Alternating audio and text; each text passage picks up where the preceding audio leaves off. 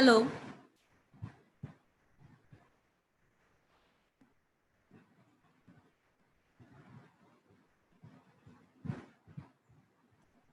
Hello.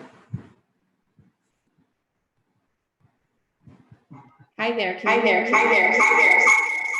Ma'am, I think you have two devices, so you will have to sort of mute the sound of the other completely. Like mute as in even the speaker sound will have to be muted. Okay, I'm only on my laptop. I'm just wondering. Maybe I logged on twice. I'm gonna log off and go again. Is that okay? Okay, so what I will do is I will on the other you've logged into two devices, am I right? No, I'm just on my laptop. Just on your laptop. To Dr. Audrey Foster-Barber here. Oh, I see. Maybe I did actually log on twice. Let me just get rid of the other one. Okay, so what I will do is on the other one, I will send you a request of starting your video. So you will know which device to log out from. Okay, perfect. Yeah, I've sent you the request. Did you receive it? I did, yes. I think. Yes, so this is the one that you will be using, right? So on the other device, you could, because I can see you on the device where I asked you to start, but your mic is coming from the other device. Your voice is coming from the other device. Okay. Yeah, that's weird. Let me see if I can figure out how to, I think I just opened it twice.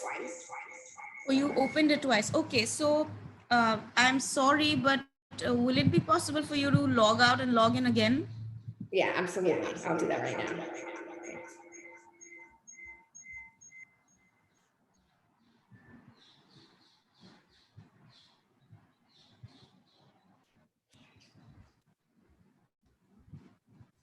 Actually, I don't think you've logged in twice. I think you've logged in from two separate devices. I mean, say like maybe from the phone also. Have you logged in? No. No. Okay. All right. Let's just try logging out and logging in again. All right. Let's see.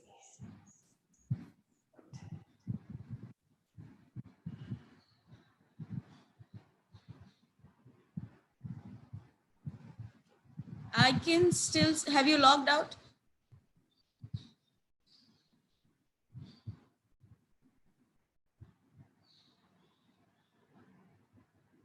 I appear to have logged out of one of them. Sorry, I didn't get you. I see you. This is fine. If you're gonna use this current device, then I think we're good because the other login has now gone from the list. Okay. What's so strange is I can't see anything. Okay, so can you see the slide that I am sharing with your name and profile? No. You can't.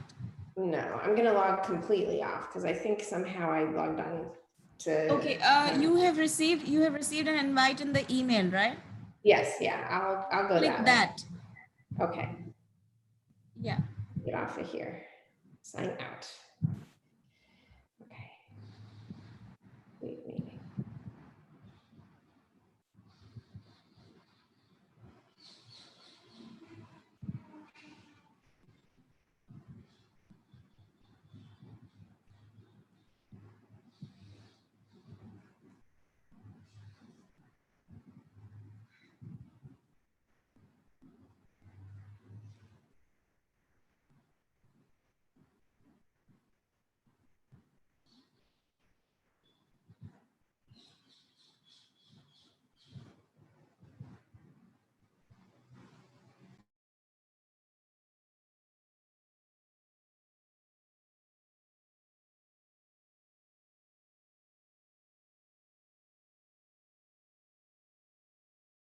Okay, I'm back. Hi, Audrey. Good morning. Hi there. How are you? Good, good. And how are you doing? I'm well. It's the evening before here. Yeah. your family doing well in this period of crisis?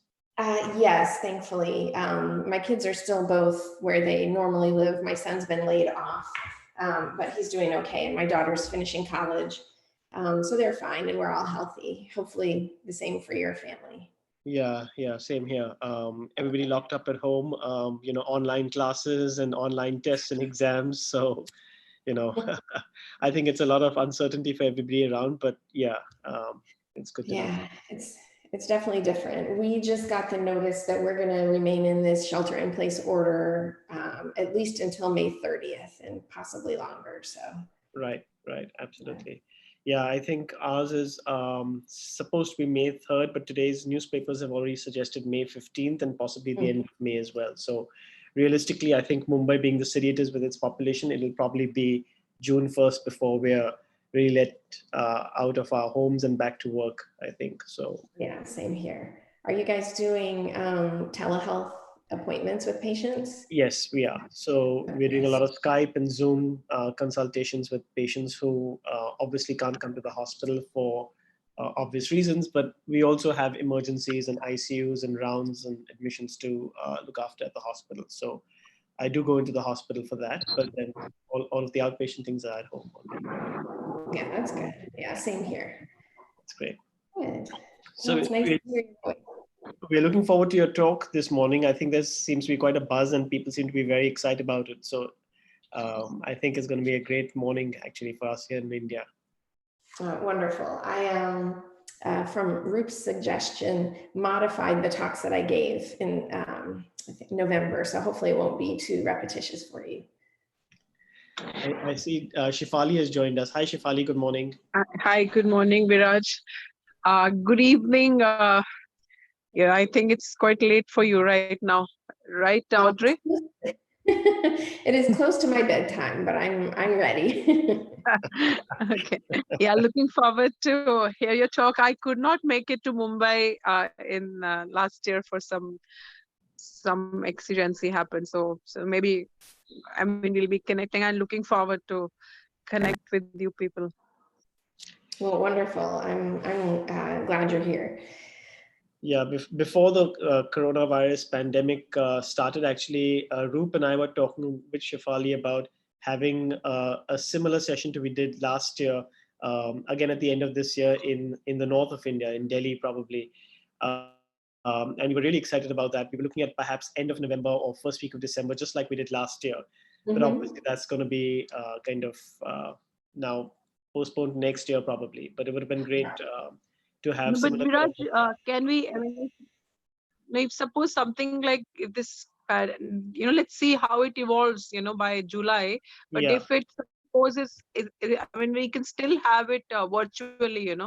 Yeah, for sure. We can have a virtual weekend course, and so on that we still can go. I mean, if Audrey and all your colleagues are okay with it, I mean, we can assess it by June end or so, even if the lockdowns are not lifted with international travel and everything, all that, we still can go ahead with the virtual if it's okay with you. But obviously we'll have to adjust the timings because of so much difference in our timings. Yeah. I've been pretty amazed at how well this Zoom platform has been working for our lecturers to our residents. So I think if we can continue to do things this way, it's great. I won't have food quite as good here in my house as when I got to go there, but that's okay. But I hope you all are safe and everything's fine then.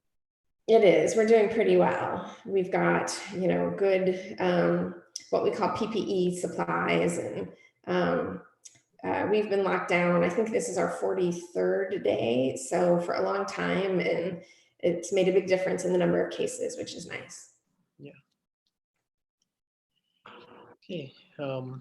So Sudhir, are you online with us? Good morning, sir. No, this is Mansi on behalf of Dr. Sudhir Kothari. Okay, great. Good morning, Mansi. Mansi, you'll be helping us if we have any technological challenges during this. I'll be here during the entire session. Great. And just so we know, how are we doing the Q&A session? And how are we going to be? We usually, yeah, so the protocol is going to be that either of you can introduce, and then she begins the talk. And once she's done, then we take the Q&A at the end. Right. So both Shefali and I, as well as Audrey, will be able to read the Q&A as they come in, if I'm not mistaken. Is that correct? Yes, yes, that's right. So you will be able to read them through the Q&A section on your panel there. Okay. And I assume that participants and delegates will not be allowed to control any of the video and the audio. Is that correct?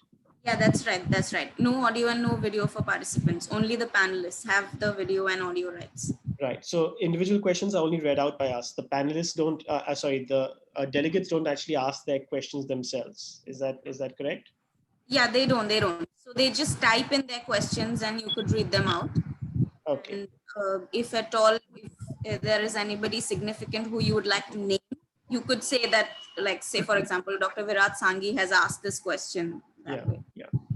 Sounds good. So Shefali, would you like to do the Q&A with me? Could we just alternate and ask Audrey the questions in an alternate fashion? That just makes it easier rather than both of us reading out questions at the same time. It might be. Of course, whatever. You lead the way, I'm just I am behind. That's great.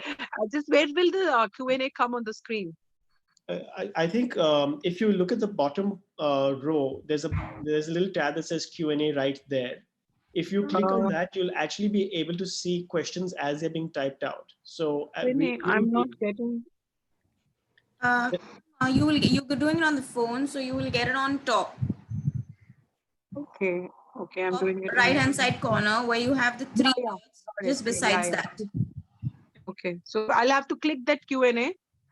Yes, and as questions start coming in, you will get a notification on that icon over there. So you'll get 2, 3 numbers in a red dot. Okay. And ma'am, I would suggest that if because right now I can't really see you completely or see you properly, so you could. Is it okay? Yes, keep the phone horizontally so that so it gives more of a slide view. Okay. In a place where it can stay stable. Okay. Is it okay? Yes, this is definitely better. Okay. Roop, hi, good morning.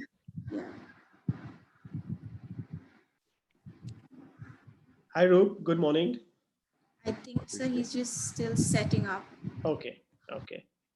Great. So I think Roop is going to be sitting in with us as well. That's good. No, I'm going to keep my mouth shut. Hi, Audrey. Hi there. Good to see you. Yeah. How's life treating you? How's COVID treating you? How's it going there? It's going fine here. A little quiet and boring at home. Are you healthy? Yes. I'm actually on my 3rd quarantine now.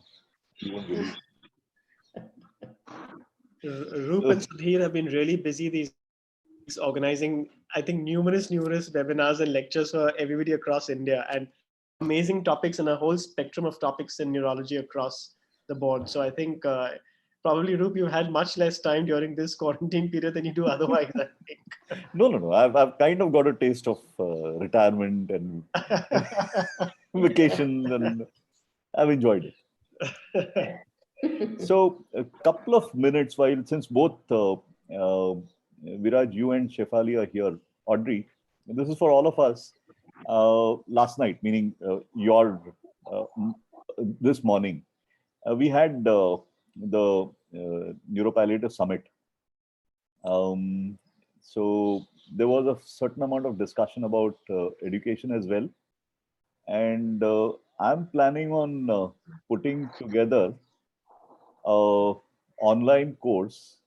I'm kind of giving you the broad details of it. So it will be about 12 modules for both neurology, adult neurology, child neurology, and palliative care people, all put together. Okay, now the thing is that we can probably separate it out in such a way that you could obviously do all 12 modules. But say if you're an adult neurologist, then you do 9. If you're a child neurologist, you do 9, like that.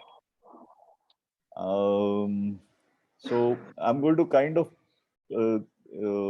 Neha Kramer. I'm not sure if you know her, out of Rush. She is the lead on this, and we'll probably put together a team. Sounds So wonderful. the reason being that I mean, through this, people have been asking, how do we get trained? So we need something that is online and actually ends up with a diploma at the end of it.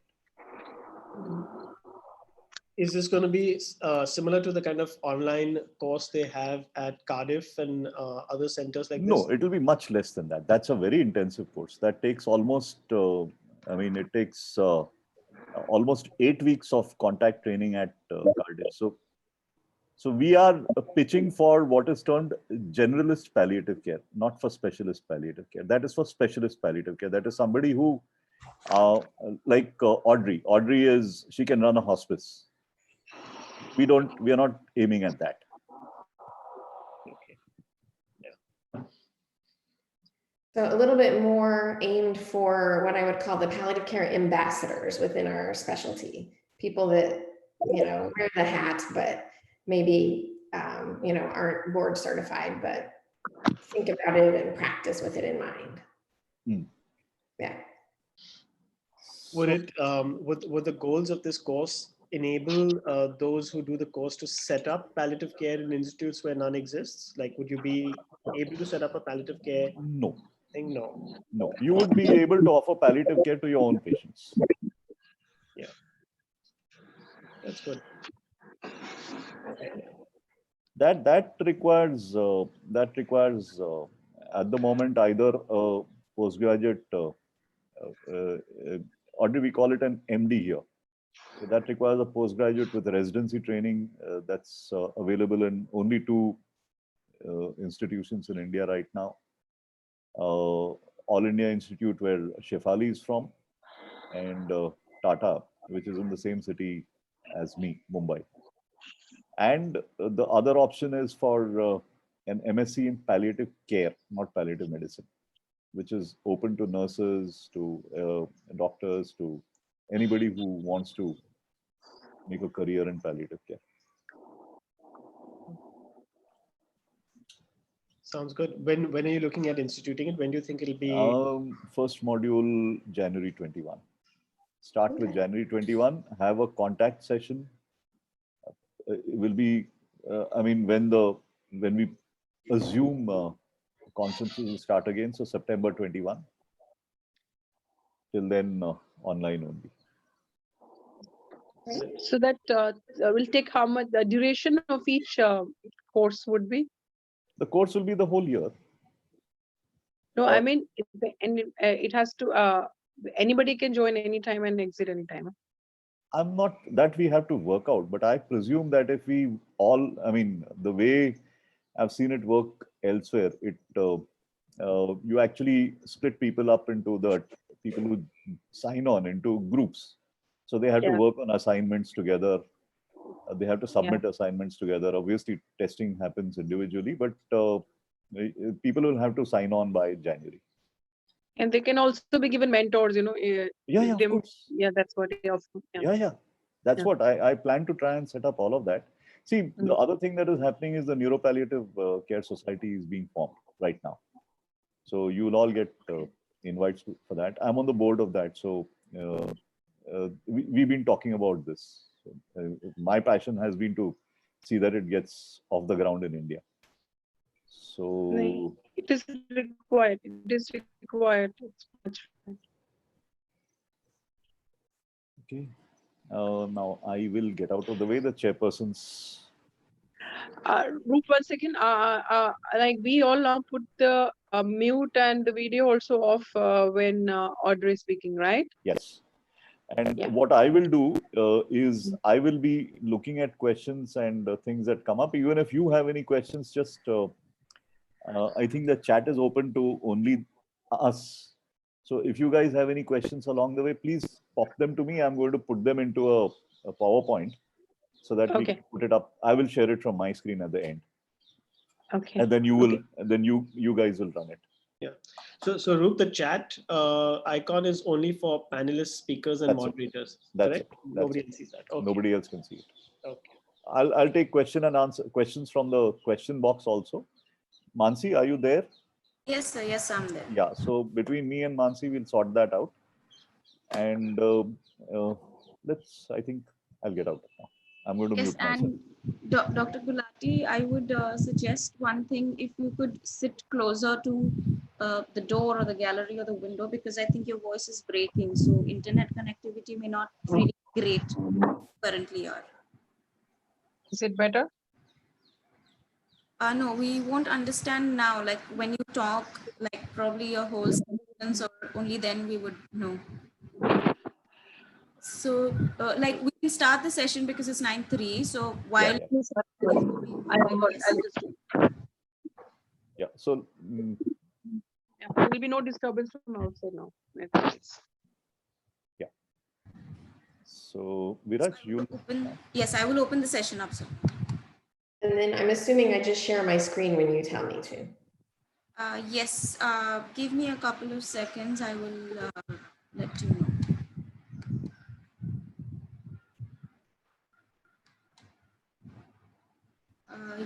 Yes, you could start sharing your screen, Dr. Audrey.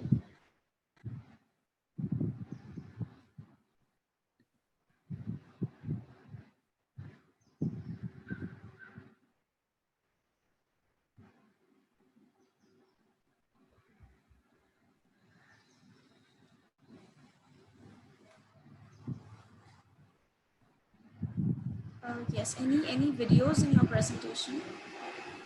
No. I think Dr. Sanghi and Dr. Gulati can then now take over and start. Okay, thank you.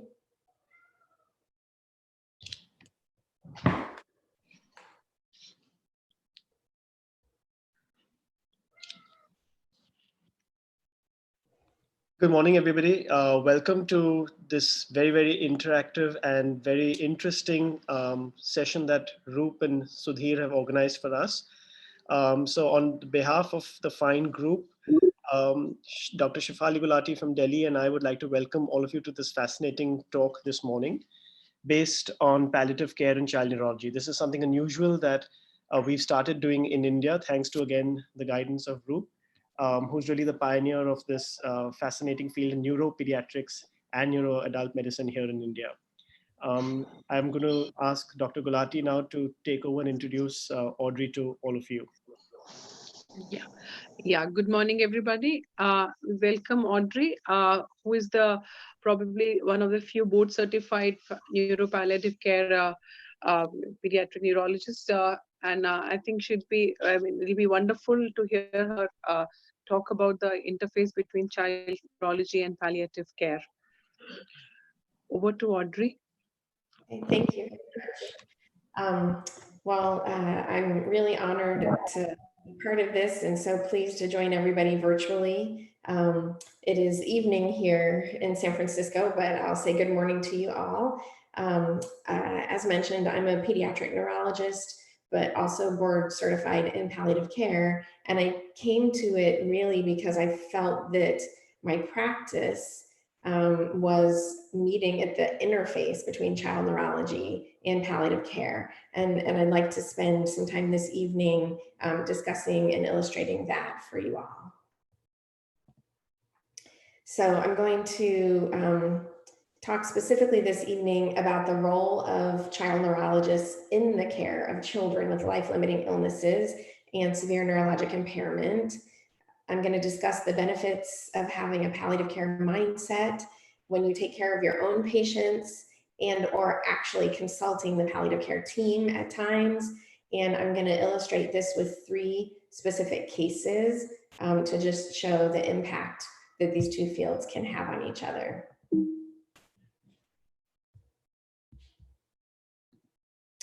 So as we all know, our field is an exciting one with so many technological advances in the last decade, from specific treatments to diagnostic testing, whether it be hypothermia for hypoxic injury or addition of intense neuroimaging or genetic testing.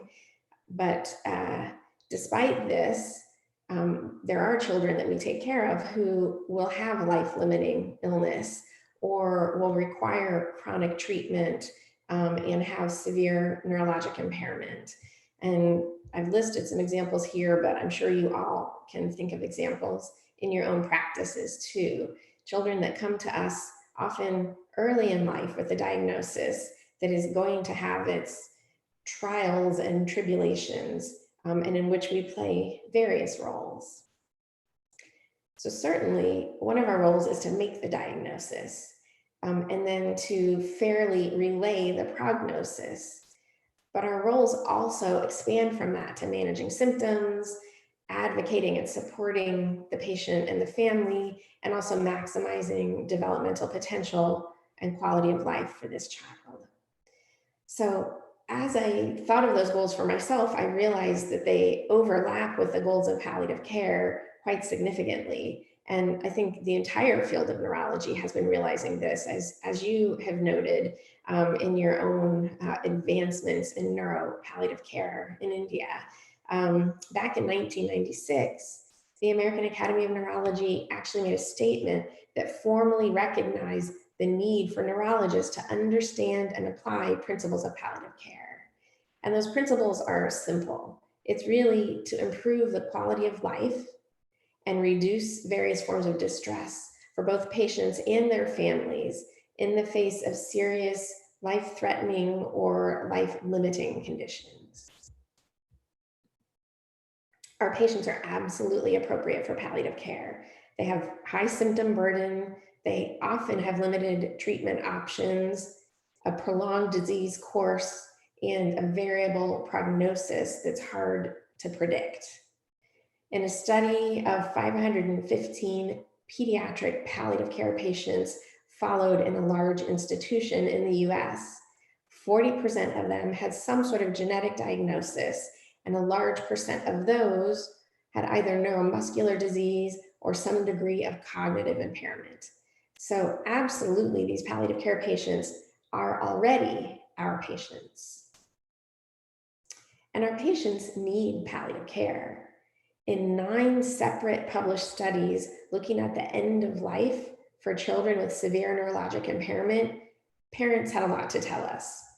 First, they reported significant stress, significant isolation, a lot actually at the time of first diagnosis. And then over time, when we think things are quiet, at periods of relative disease stability, in addition to end of life. And they all expressed desire for earlier involvement of palliative care in the care of their child and family. I actually think palliative care needs neurologists as well. In a survey of parents of children who had recently died, all of whom had had good end-of-life palliative care, those with neurologic diagnoses were less satisfied with the quality of care that they received than were those with cancer or cardiac diagnoses. Those families felt that the children had neurologic symptoms that were not relieved. So this actually suggests that the palliative care team needs our neurologic specialty as well. So really the way I like to think about it, and the model for pediatric palliative care, is what we call the concurrent care model or simultaneous care model. And it really is the philosophy of hoping for the best, but preparing for the worst. Dealing with your ongoing treatment for disease-modifying therapy, if it exists, but also providing that palliative support, not just at the end, but long-term in this child's life. There are certainly critical periods where we should think about either putting on our palliative care hat or referring to a palliative care team for discussion. And those include at the time of birth and or the time of diagnosis, maybe the first hospitalization, the need for surgery, certainly when the subspecialists are conflicting, when what the pulmonologist and the neurologist think is right for the patient are at odds. That's when the family needs somebody to help them look at the big picture and understand what decisions to make. When there are distressing or difficult to manage symptoms or recurrent hospitalizations, and then finally psychosocial changes. The death of a parent can really change perspective, for example, for the other family members caring for a child with life-limiting illness. So I'm going to give you today 3 case examples that illustrate some of these principles. One is what we'll call a lethal disease. One is a known degenerative disease. And then one is simply a difficult symptom. So this is case number 1, taken from my clinic here in San Francisco. Baby S comes to the child neurology clinic at 9 months of age. She was born at term and immediately given a diagnosis of trisomy 18. Her parents were informed basically, these children die. They die soon after delivery. Just take her home and love her and don't expect any time with her. So that's what they did. They went home. They didn't establish care with a pediatrician or get any well child visits. And then at about 8 months of age, they realized they needed help and they self-referred to neurology because they feared she was having seizures. So when I met this child, she was the size of a newborn, very tiny, significant failure to thrive, very poor oral feeder with aspiration, and significant irritability in addition to frequent seizures. As you all know, just to illustrate with trisomy 18, it's fairly common with multi-organ abnormalities and a very high risk of severe neurologic impairment. And we do often call it lethal or say it's incompatible with life. But what do we mean when we say lethal? Does that mean fetal death or neonatal death that is invariable or that happens most of the time? Or is this just a higher likelihood of death? This kind of communication, as illustrated here, really becomes crucial. And certainly, lethal diagnoses have other significant symptom burdens before the child dies. And those kind of statements really are important to define well if we're talking about interventions or potential complications. So if you look at the literature for trisomy 18 prognosis, the early papers suggested 50% of these kids died within a week of birth, and maybe less than 10% survived more than a year. The later studies, after the advent of things like feeding tubes, showed that maybe 10 to 13% actually had long-term survival well into the teenage years and beyond.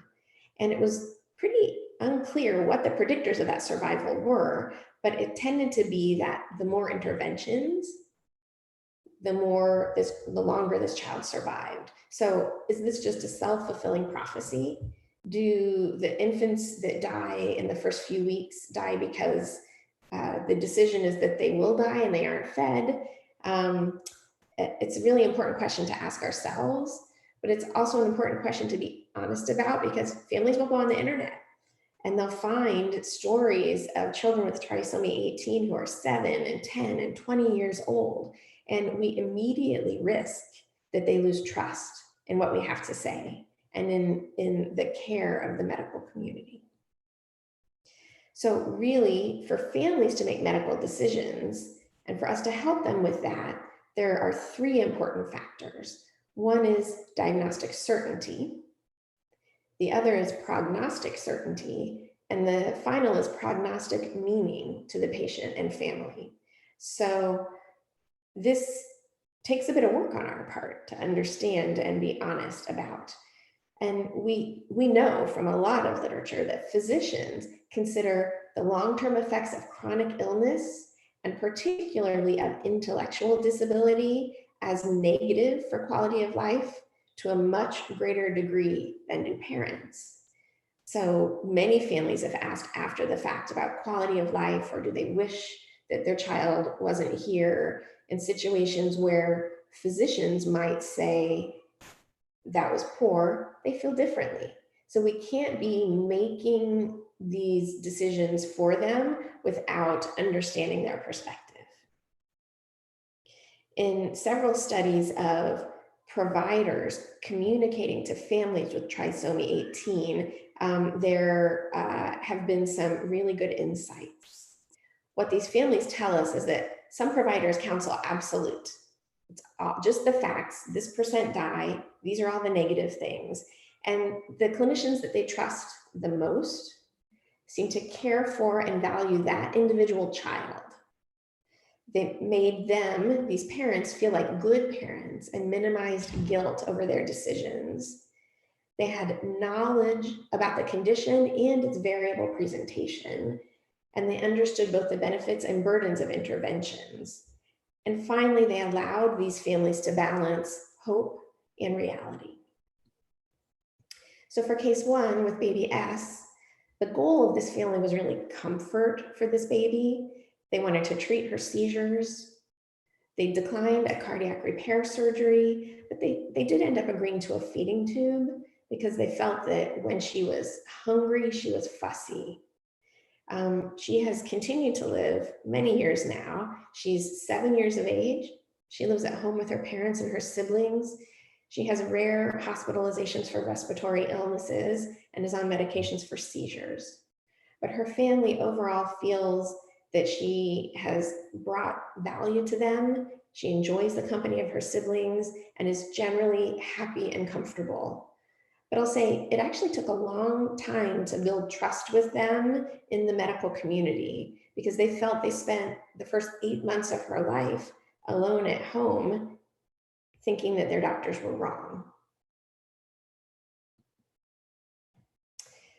To move on to case 2, this is another clinic patient, baby J, who was brought in for concerns about developmental delay. So this child, at 6 months of age, had a fairly recognizable syndrome. She was beautifully alert, but clearly very weak and hypotonic with visible tongue fasciculations. She had a story of progressive weakness over just these first 6 months of life. Genetic testing was sent, and she was confirmed to have a diagnosis of SMA type 1. As you know, this is an autosomal recessive neuromuscular disease that comes from a mutation of the SMN1 gene, or the survival motor neuron gene, and results in progressive loss of anterior horn cells. Within our genes, we have the main expression of the protein from SMN1, and then we have this truncated SMN2 gene on the same chromosome that is a duplicate with 11 nucleotides different, so that this transcription of exon 7 is excluded and just a very unstable truncated protein is made. The severity of disease, whether it presents in infancy or later childhood, seems to depend on the number of copies of this second gene, the SMN2 gene. So this baby clearly was a neonatal or early infancy presentation. We know other children can present later with this progressive motor weakness, bulbar and respiratory weakness, but intact cognition. And we know that until recently, children with the most severe form died early within the first few years of life with respiratory failure. And the less severe forms went on to death in early adulthood. Until recently, this was a very clear-cut discussion that we had with family, preparing to spend, especially for the infantile form, what short period of time they had with their child, but also preparing for this child to live a short life. Things have changed in a complicated way with new treatment that is wonderful, including the nusinersen or Spinraza, which has been out the longer of the two new treatments. So it basically works to increase the normal protein made by the SMN2 gene copy by infusing an antisense oligonucleotide into the intrathecal space, stabilizing that exon 7 and allowing more of the protein to be made. This has been shown in both animals and now in children to increase the survival of anterior horn cells and to decrease the degenerative process. More recently, as you are aware, we've moved to gene therapy for SMA with Zolgensma, as we're calling it in the US. So this is basically a wild type or normal copy of the SMN gene put into AAV9 viral capsid and then injected into the body, where it incorporates and allows for normal expression of this gene in the muscle cells. This is an incredible story and it's incredibly exciting, but questions remain. For nusinersen or Spinraza, we're doing intrathecal injections every 2 months. And certainly not all children are responsive. About 20% have been shown to not respond at all. And it's also unclear how long it will be effective or whether it merely stabilizes or can allow some degree of typical development. The newer therapy, Zolgensma, is a one-time treatment, but it is incredibly expensive and is being rationed by hospitals and insurance.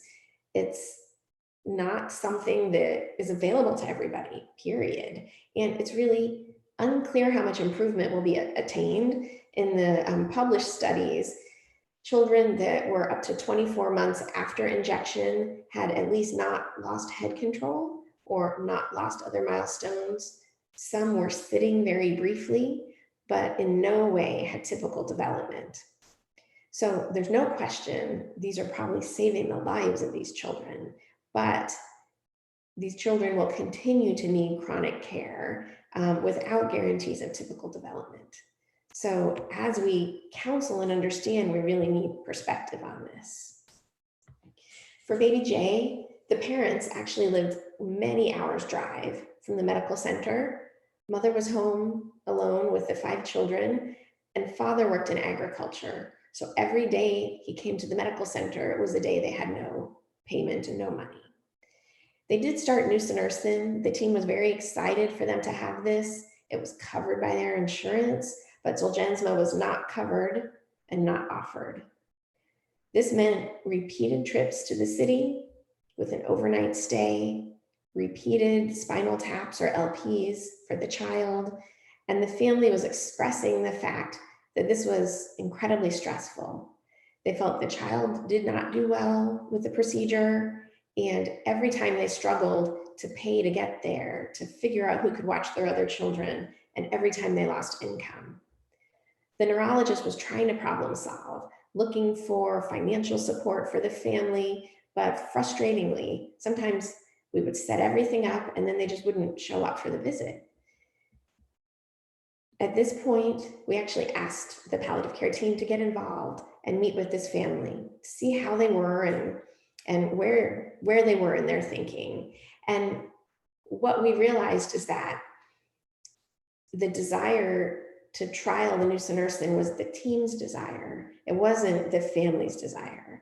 They really were aware it might not work and it probably wouldn't give them a child with typical development. They felt like it caused too much discomfort for the child. They felt like they were losing time with their other children, losing their livelihood. And in the end, they were able to express their desire was to be home with their whole family and with this child for as long as she had. So at that point, they were supported in their decision to stop therapy. The child actually did very well at home for a year longer and then died comfortably at a local hospital after a short respiratory illness. This family, in communication with the neurology team, felt incredibly grateful to understand her disease, to know what to expect, and be supported to make their own decision without judgment about what they wanted their child's short life to look like. This is, I think, a really good example of what good counseling means. It absolutely requires balanced information. You can't just give the worst possible outcome for trisomy 18.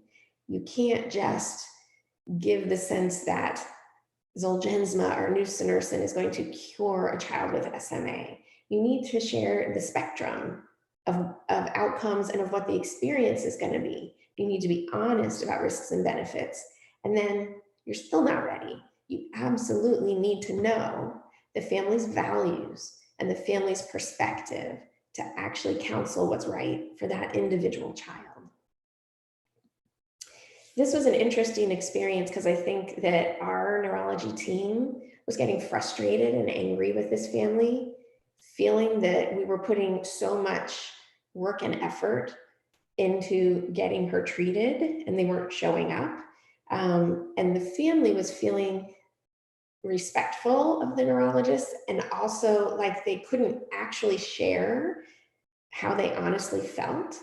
And it was the palliative care team coming in and representing everybody's perspective to each other, being a sounding board for both sides, allowing the neurologists to feel frustrated, but then respectful of the family decision, allowing the family to openly tell the medical team how they felt. That took us from being this wobbly stool of neurologist and family and made us the stable platform, the sort of added team member that allowed for good communication. Our final case is patient R. He is a teenager with the X-linked cerebral form of adrenoleukodystrophy who is quite late into the disease. He has no vision. He has no purposeful movement and has a spastic quadriplegia, as well as severe dementia and epilepsy. He's had several prolonged seizures related to illness and has required repeated hospital admission. The family feels that he does quite poorly with that travel and with the medical visits, and they'd really like to keep him home until the natural end of his life. But their greatest fear is that he's going to die dramatically and uncomfortably at home with a convulsion that they won't be able to manage. And this is not an unreasonable fear. Certainly, neurologic symptoms at the end of life are quite common, whether a patient has a primary neurologic disease or not. So about 15% of all palliative care patients in the adult setting reported some sort of neurologic symptom. It might be confusion or poor sleep or delirium or functional difficulty, for example, with movement or walking. And about 34% reported those symptoms in the last 2 weeks of life. Seizures in particular are common at the end of life. 10 to 15% of adult patients in palliative care have seizures near the end of life. And that rate is likely higher in children, although not well quantitated. The causes are myriad. Maybe it is their primary CNS disease. For some, it's hypoxia and related CNS injury leading to seizures. For some, it's electrolyte derangement from dehydration or other organ dysfunction, in particular renal and hepatic dysfunction, poor absorption of medications or side effects of medications, some that we give to treat other symptoms at the end of life, as well as perhaps edema or new CNS hemorrhage near the end of life as well. So no matter what, I think we all recall seeing our first seizure in a patient, and we know they're distressing to observe. They manifest with loss of consciousness, choking sounds, color change, uncomfortable looking movements, in particular convulsions, and family members who witness seizures are typically quite frightened. In a survey of parents witnessing their child's first seizure, the majority actually thought their child was choking at first or thought their child was dying. The number of parents just across the board seeing their child's first seizure who attempt some sort of cardiopulmonary resuscitation is actually pretty high. And we've probably all experienced this in the hospital, even when our patients are on the ward and have a seizure, the excitement amongst the staff and pediatricians running to the room and figuring out how to manage this remains high. These are hard to look at. It would be distressing to think of that as your child's end of life experience or your own end of life experience watching your child. 30 to 60% of parents surveyed who had witnessed their child's seizure later had some kind of post-traumatic stress disorder. And certainly the unpredictable nature of seizures, you never know when they can come, causes a lot of anxiety, as well as I've mentioned, the fear of an untreatable seizure or a terminal seizure event can really cloud the attempt at any quality of lifetime at the end of a child's life. So this is where we can play a role with our palliative care colleagues, really helping them to prepare for seizure in a patient at the end of life or on hospice, by helping to anticipate who's at risk, by helping to prepare the family for the event, having appropriate prevention medications and rescue medications, and then having the right goal. And the goal will essentially be comfort, minimizing visible distressing symptoms and treating specific symptoms like the shaking or gasping at the end of life. So we all teach our parents and families about seizure precautions. These may also apply in hospice if a child remains active, safety against falls, safety in the bath, etc.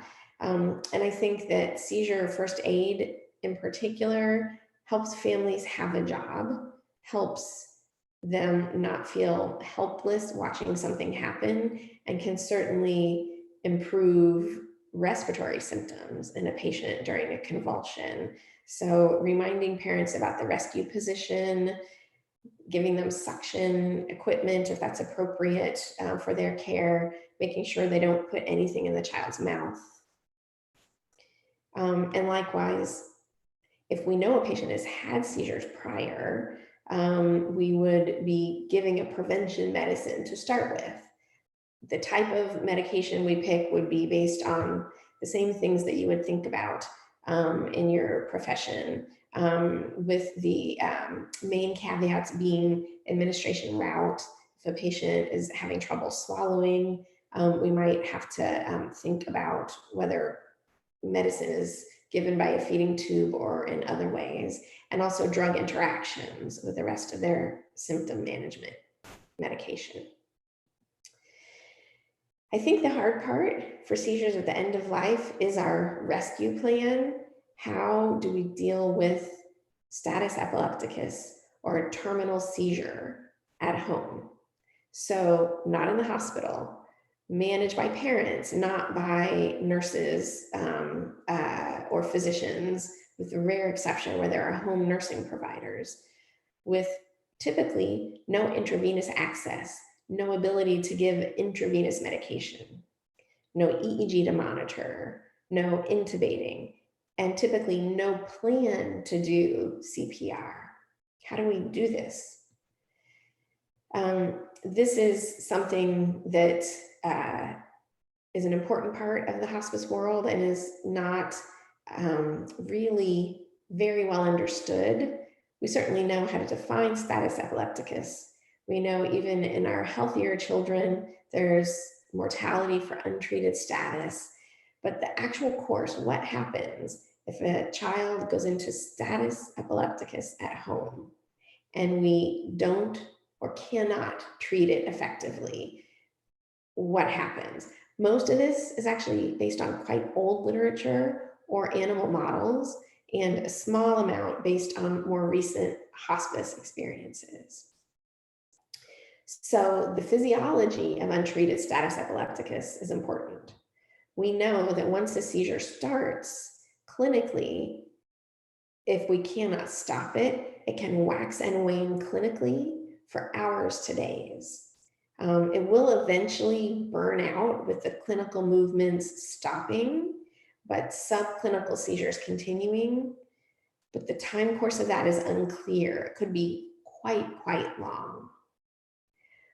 What we know is that if we had an EEG on at this point in an untreated status situation, even when the body no longer had clinical movements, distinct, clear seizure could go on for days, evolving into lower amplitudes, more disorganized, and then finally into periodic discharges.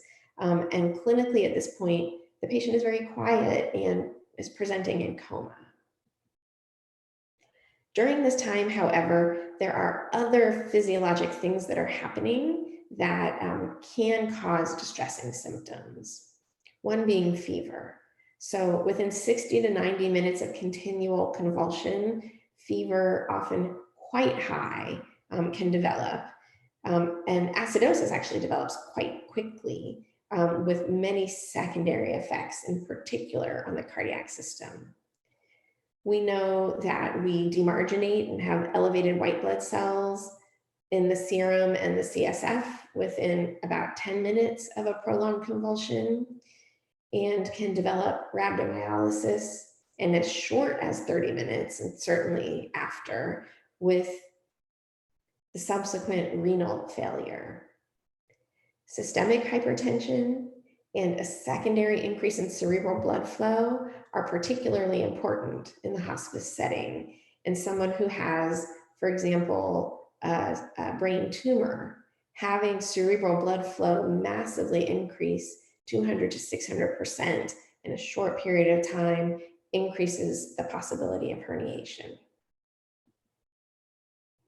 So, as mentioned, intracranial pressure goes up. With acidosis, there are cardiac arrhythmias. Neurogenic pulmonary edema can happen quite quickly. In most of the literature, death is generally cardiac and due to just either gradual cardiac dysfunction or a sudden dysrhythmia.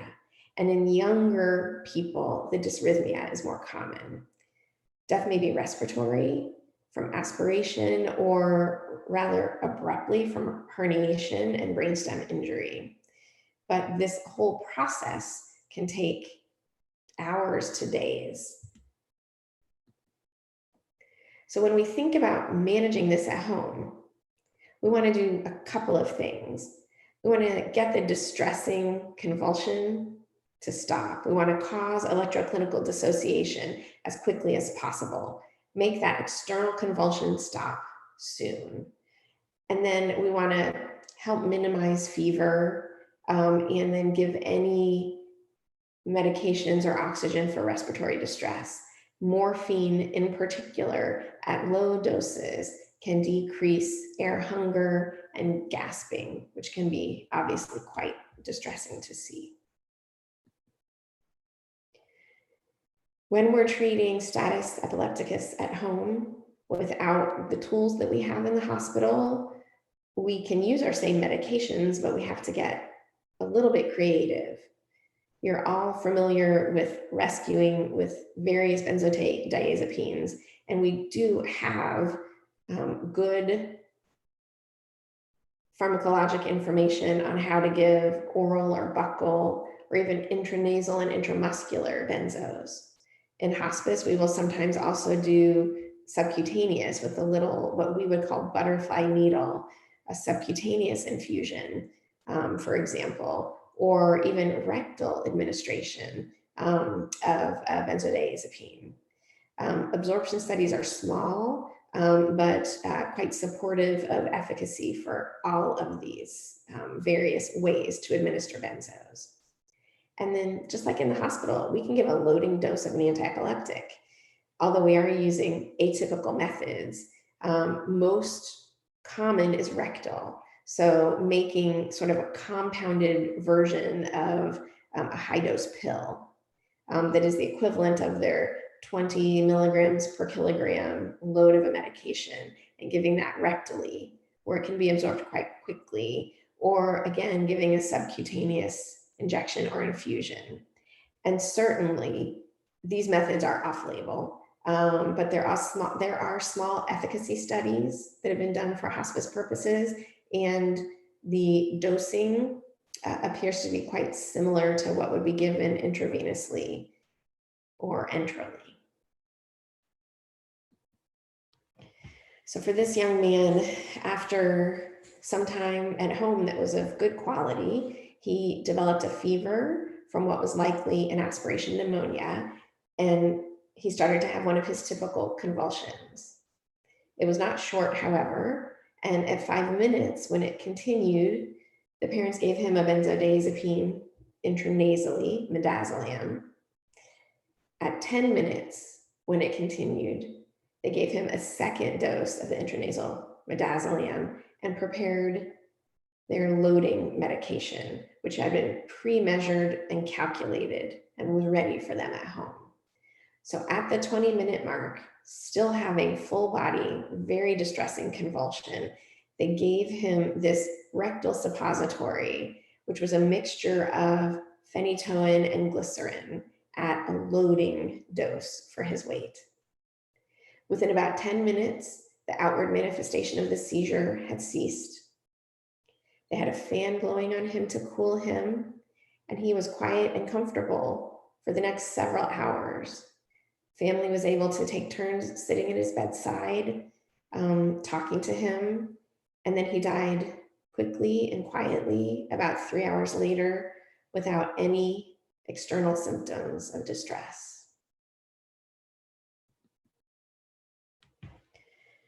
These aren't necessarily happy stories for your morning, but I think they are things that you're probably going to experience in practice, and they do show us that palliative care is part of giving good care to our patients, and that neurologists, we're already what I call palliative care ambassadors. We think like palliative care doctors in many ways. Sometimes collaboration with a multidisciplinary palliative care team will allow the best possible care for our patients and their families. And also our engagement with the palliative care specialty will allow them to benefit from our input on specific symptom management. There are definitely symptoms that we are most experienced with managing, whether it be seizure or severe dystonia, that the palliative care world could benefit from. So with that, I will end and thank you all for your attention. I hope this was helpful, and I believe we may have some question and answer period now.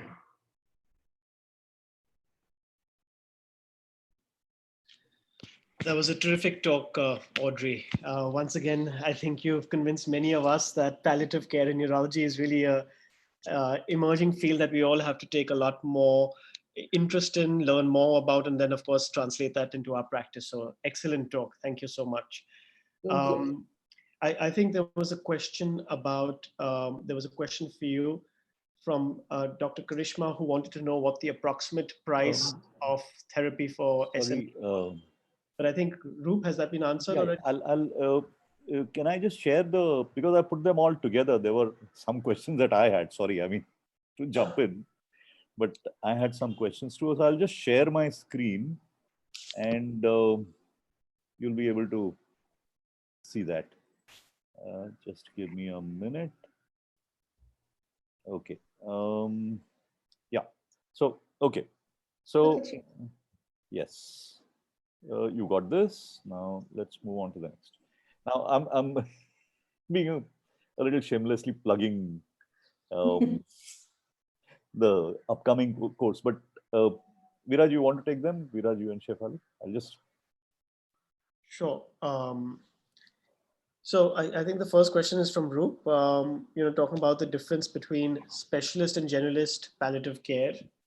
And I think we can all read the question. Actually, it's on the screen. Can all our participants read the questions as well? Yeah, I think so. I can reference them when it's. So I think I don't need to read the questions out for you, Audrey. I think it's on your screen and you can see the question as well. And then. So I am by training a pediatric neurologist. I completed that training and took a job as a generalist in our medical center because I was the newest physician. I had a long list of patients, many of whom had already been given a diagnosis and needed long-term care. And as I took care of these patients, I realized there were some skills I was missing. I knew that some of these patients might die in their teens or 20s, but they were 6 or 8 months old now. And I just wasn't quite sure, how do I talk about that? How does that inform how I take care of them? When do I talk about that? And I really felt like I needed some help to care for them the best I could as a child neurologist. So I actually went to our palliative care specialists in the hospital and basically asked them to sit with me, to come to my clinics, to teach me the way to think about palliative care and the way to communicate about decision making, that I think is something that anyone in our specialty can do, and what I would call a palliative care mindset. So it's easy to get busy and follow your patient with Duchenne muscular dystrophy every 6 months to a year, and then suddenly get to the age of 15 and realize that you've never had a substantive discussion about this family's goals when it comes to respiratory support. And I think we, as neurologists, could all become what I've called palliative care ambassadors by really learning the communication skills and the framework for decision making that we can incorporate into our child neurology practice. I separately ended up getting a board in palliative care. So some of my practice, I am just a primary palliative care doctor. That is not necessary for every child neurologist. But I think that more and more in our field, to do the right thing for our families, having the mindset and having the basic skills of palliative care, and then knowing when to engage the super specialist in palliative care will be important. There are many ways to do this. I think everything that FINE is doing in relation to palliative care education is such a great start. There are more and more people interested in neuropalliative care groups, people who are like-minded and communicate and support each other. At what would have been the Academy of Neurology meeting last month, we were going to have our first special interest group in that. And I do think that will continue. I know that there is other work going on through FINE to just involve more neurologists in neurology level training in palliative care in various ways. And Roop perhaps can talk more about that. I'll do that at the end. Okay. And then the next question was, in my own institution, how often is specialist palliative care called in? And have I seen that changing over time? And how do we get them working together? I've absolutely seen involvement of palliative care change over the last few years with the recognition, and I think our families have told us this, that if we wait until the final hospitalization, when the child is dying, to involve the palliative care team, it's too late.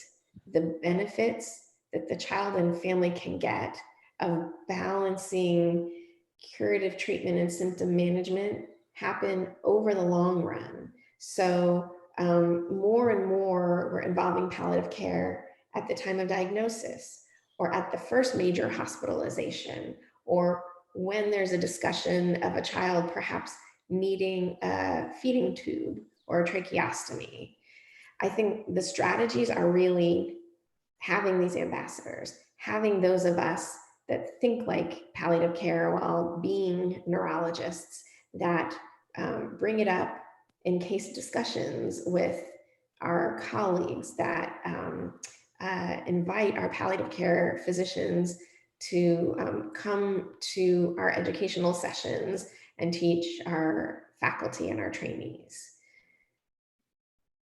I think hopefully that answered that one. The next very good question is, what about children where we're not able to achieve a formal diagnosis? And this, I think, now I can't share my screen. I can't change this. So can you just look at the other questions that are coming in? Group, do you need me or can I continue?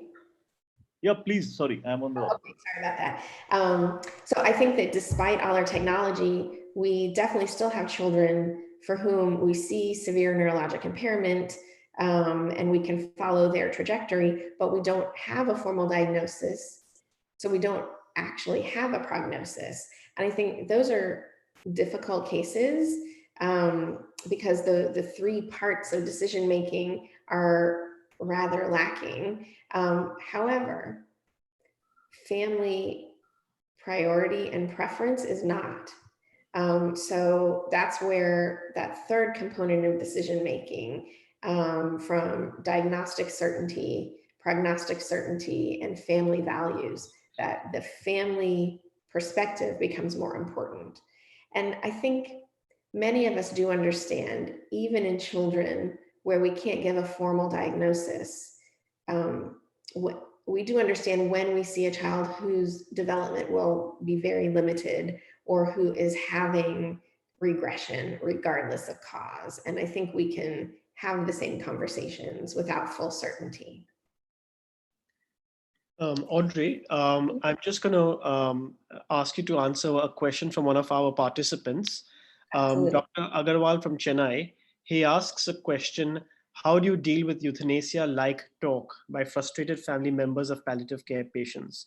So would you be, so I'm just going to add on, could you talk to us a little bit more about, terms like end of life, do not resuscitate decisions, or withdrawal of care, and all these terms that are commonly used amongst our neurology fraternity? And could you expand a bit more about how to have these conversations and what do they actually imply for our patients? Mm-hmm. Sure. So I think that when I'm teaching my residents, I think one term that we never ever use is withdrawal care, because no matter what we're doing, we may be withdrawing technology, but often at that point, we are applying even more care. We're working harder to manage symptoms. So I've tried to remove that phrase completely from our vocabulary and maybe say something like withdraw life-sustaining equipment or support. When we talk about specific goals and decisions at the end of life, we have a very specific conversation to make it clear that we'd like to have these discussions early. We'd like to have these discussions when we are not in the place of making decisions, because this allows us to discuss it with less overlying emotion, to not feel rushed, and we can make decisions. For example, specific decisions. I would agree with intubation, but not chest compression or shocking, or I would do treatment for any infection, but not CPR, and have those decisions made in advance, with the reality being that you can change your mind at any moment, and parents have their right to change their mind. But in the emergency situation, when a child is suffering symptoms near the end of life, it's very helpful to have had those discussions. And that is really part of what I felt in my early practice was lacking. I was taking care of patients for a long time, but then the inevitable, which I knew was going to happen, was suddenly happening, and I hadn't had that discussion. So specifically in the US, within a hospital, a physician would have to write the orders to not resuscitate. it would be automatic that any child would be fully resuscitated without a physician order in place. But the physician order needs to document a discussion with the family. It can be done unilaterally, although extremely rarely, and typically it's done in agreement with the family or with strong recommendation of the physician and family acquiescence. Outside of the hospital, we actually have a form that families have, which documents these prior discussions, and that they can provide if they call emergency services. So if their child is suddenly having respiratory distress, they can call, have the emergency technicians come in, show them this form, and the technicians will know to do everything they can for comfort, suction, oxygen, opiates, but not intubation, because that's been previously discussed. I don't know if there's similar types of documentations or discussion outside of the hospital in India, but I'd be curious. I'm leaving one thing unanswered, and unless you want me to pause, I'll continue with the question of these sort of frustrated euthanasia, help us, end this for our child discussion. We definitely hear that. I think first and foremost, most of us realize, especially if we've worked with a family for a long time, that it's just coming from a place of suffering. The family's suffering, the child is suffering. And I generally will calmly let families know that I understand why they're saying that. To me, that's a sign that the child's symptoms aren't well managed, but that medical, legally, ethically, we do not perform euthanasia, but we will double, triple our efforts for comfort, and be very specific about how we will do that. Get quite aggressive with morphine at home, for example, for pain or respiratory illness. And as you may all be familiar, there is the concept of double effect, in which if I have a child in respiratory distress and I'm dosing morphine solely for the purpose of relieving their respiratory distress and not with the intent of having them die, that is medical, legally, and ethically valid. Versus if I'm dosing potassium with the sole intent of having them die quickly, that is not.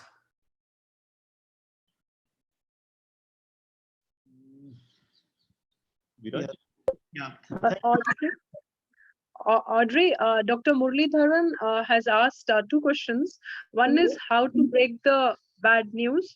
And secondly, he was suggesting that whenever we are taking rounds, we should discuss about the case and then prognosticate and have a whole plan and inform the parent. What are your views on that? So the first one was about breaking the bad news, and the second one was sort of making ourselves talk about the prognosis and the plan, correct? Yeah, prognosis and the plan, and share with the family whenever we are rounding. So when we are bedside, we discuss everything because everything is fresh, and then we make a plan, and then we inform the parents, the family. So I think the breaking bad news part is really important. The first and foremost thing to think about is the context, making sure you have time, making sure that you can sit and spend time with the family, that the family members who need to be there are there, that if another support person, whether that's a spiritual support person or a social worker or someone else, is there for the support of the family as well. And I think that those things, and know that it's one more thing on our list. We better give the diagnosis, we better give the prognosis, but we have another patient in 5 minutes. And I think in a setting like that, I would probably say that I needed to set up another visit and very specifically set aside a longer period of time to do it. We could spend a lot of time talking about breaking bad news, but I think the context, how you set it up, is incredibly important. There are many other aspects to how you say it that probably deserve additional time. Can I come in on that? One of the things that is part of the uh, course is a whole module. Right. Breaking bad. Yeah, we have a long session on this, but I think important parts are to both be thinking hard about what you're saying, but also be what I call reading the room. If the parents have completely shut down and can't hear you, then we need to, pause and back up and start over. I think the concept of having a discussion about diagnosis and prognosis on our to-do list is really important. And I mentioned the example of following a child in muscular dystrophy clinic and going years and years dealing with the everyday details and forgetting to have that conversation. But I also expect that if we have it every time we meet with the family, they may not want to come see us. So I think there are milestone times when those conversations happen, and certainly at the time of diagnosis, perhaps then at the time of the first major medical complication. Often for children who are cognitively intact, sometime in the age 13 to 15, when they develop their own understanding of their disease, is another important time to have that conversation as well.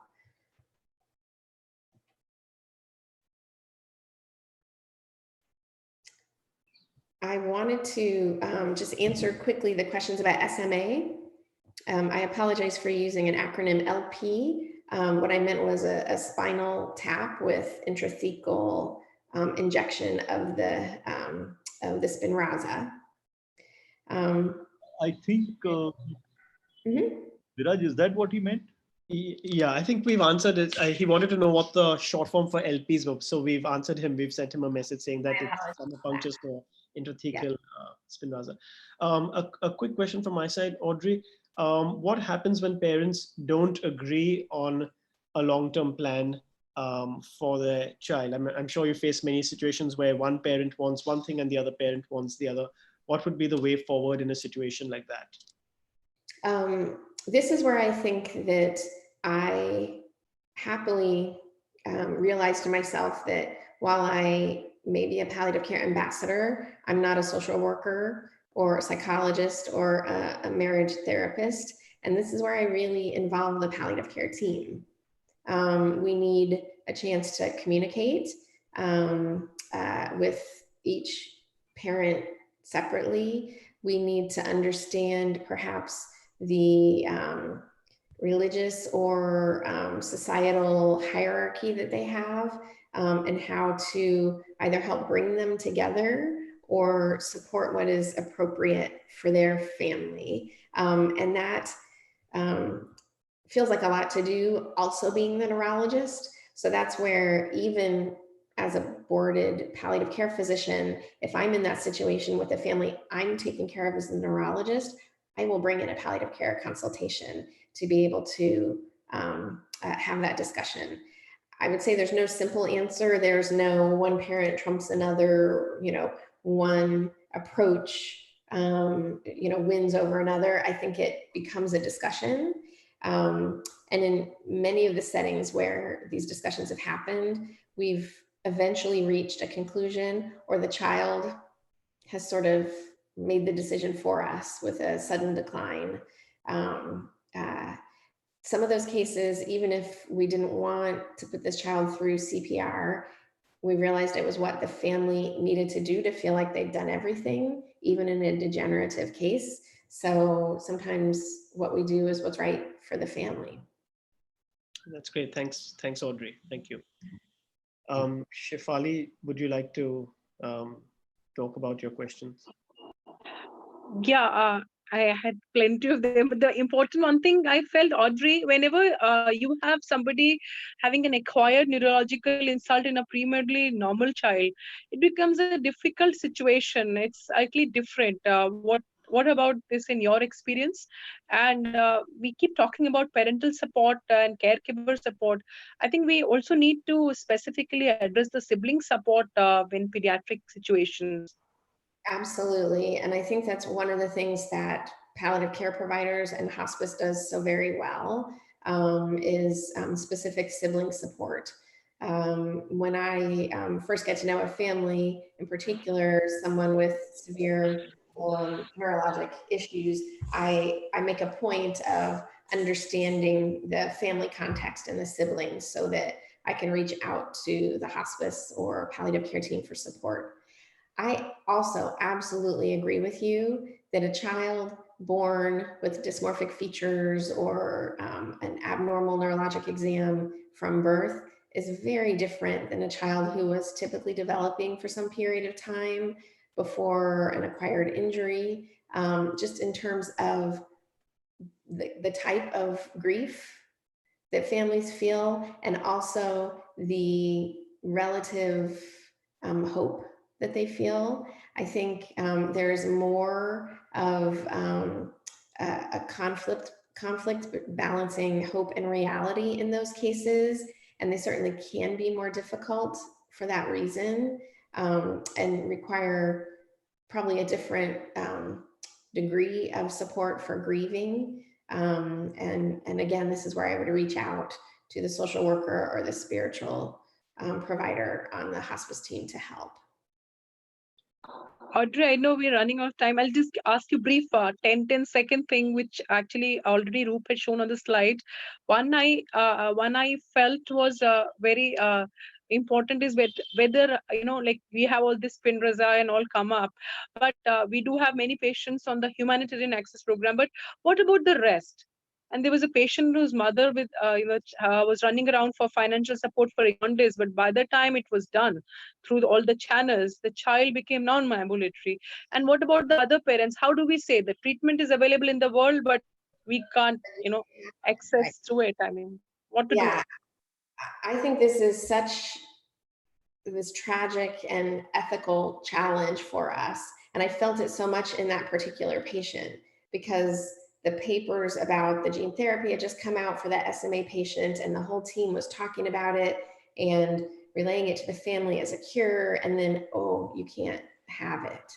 And how cruel, how awful. And this is something I think as a group of neurologists, we need to figure out how we work together for as more and more gene therapy is going to become available, or as more and more expensive therapy is going to become available.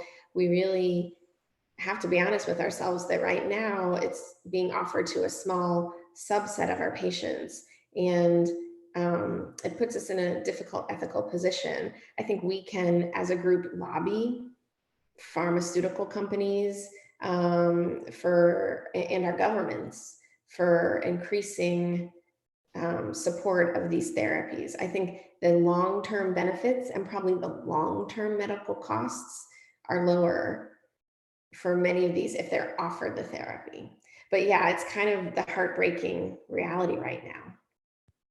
One yes or no, Veera, just one second. I just wanted to know whether you in the US have some support for the parents from the job because they have to take so much of leave.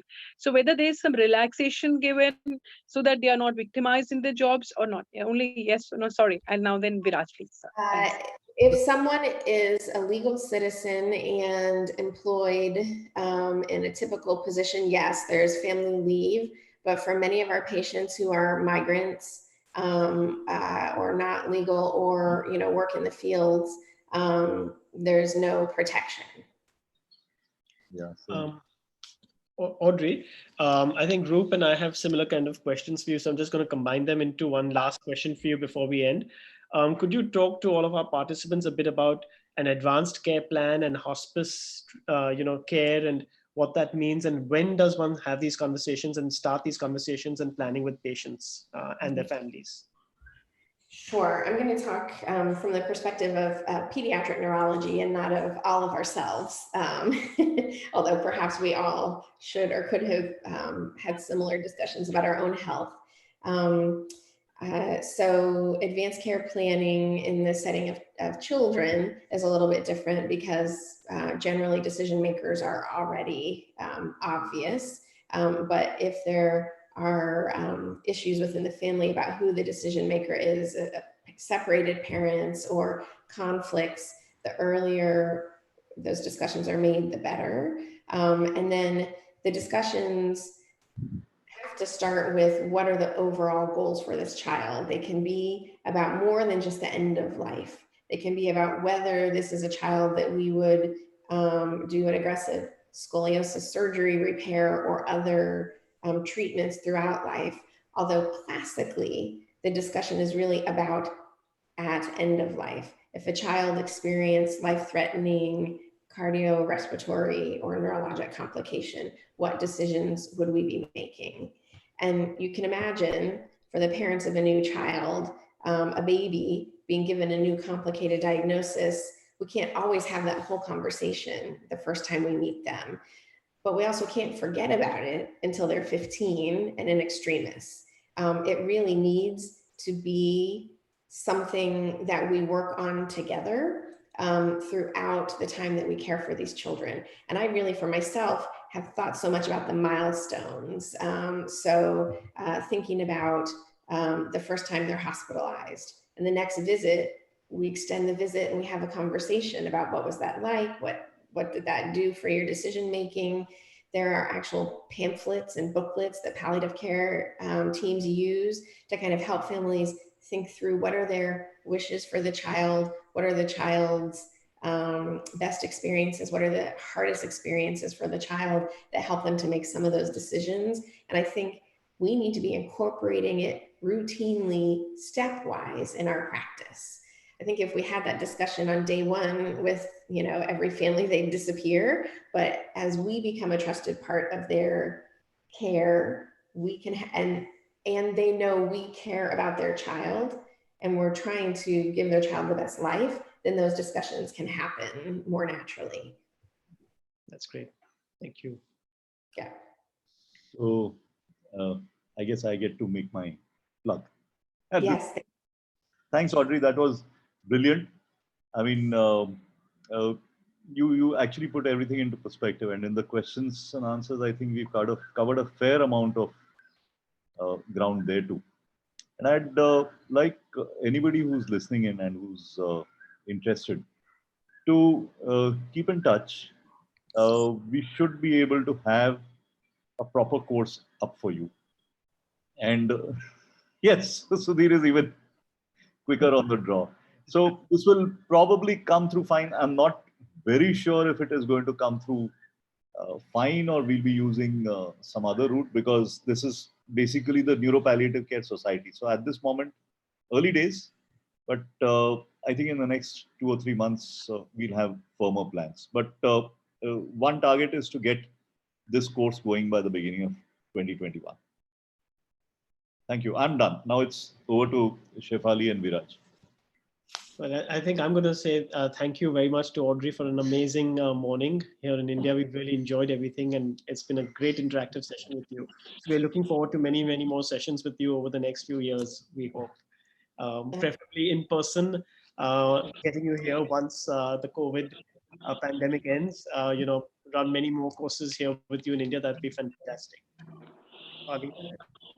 Thank you all so much for your time too. I really am honored and appreciative. Thank you. Audrey, you're exceptionally brilliant. Thank you so much. And this is a very much area which is neglected. So it's your help would be required. And this course which Roop is planning would be really good to start. Thank you so much. Thank you. Finally to Roop. Yeah, we can close. Thank you. Bye, everyone. Bye. Bye. Bye. Bye. Bye. Thank you.